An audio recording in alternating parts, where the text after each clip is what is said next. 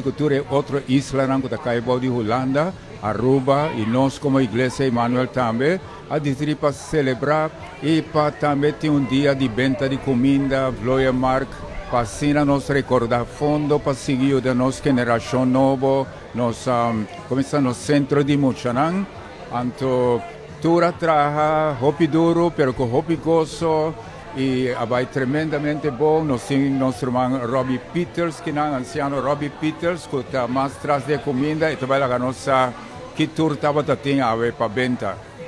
Robbie, como é dia vai? O dia vai hopi bom, hopi exitoso. Nós que agradecemos por pessoa que participar e que compra ticket. Hopi danke para propósito, maneira nós podemos ter para serviço, que tem a com nossa geração nova, que nos está ajudando dentro do aspecto de na vida. Nós estamos tendo vários comidas, nós estamos tendo vorverkoop, nós estamos tendo papayas toba, nós estamos tendo baquiao kututu, nós estamos tendo galinhas toba, sopa galinha, sopa de carne, nós estamos tendo full mesa de cos duche, vários panha ng cos de bebê, vloia mark. Tu rende atrás juntos nos porta hopi agradecido para por awak esse tubo lugar e éxito awe. Bisa com diferente gente de diferente bairro, abini. Seguro que sim, diferente barrio, se estão de igreja mesmo, vai na trabalho, que vendem full comunidade de Aruba, tem a participar e a aportar nessa aqui. Sabe que promete a você sabe?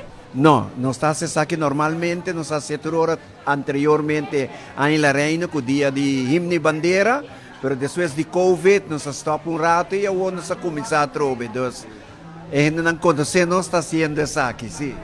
Vai mencionar algo muito importante, a geração nova. Você não está trabalhando para a geração nova. Tem uma visão para isso aqui? Seguro que sim, nós estamos mirando maneira tour de nós por WAC, den Coran, nós por WAC, na televisão, é parte que temos ter de tique atenção e ajudança, e nós, tique que nós por ajuda, nós está contente com nós por assim, que estão que nós está ajudando, sim.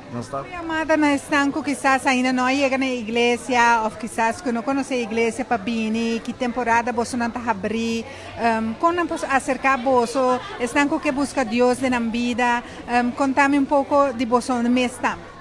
Well, nós temos serviço ng Arriba Jamars, nós temos serviço de Setor para Nuebor e já domingo também nós temos Nuebor de Sonor de Meinta. E cerca nós turende está welcome, nós mesmos experiência de nós mesmos vida com nós sabemos e guarda e ajudados me querer tem solução para tu restam que quer bem cerca nos porta de ajudança te caminho com nós por seguro que sim.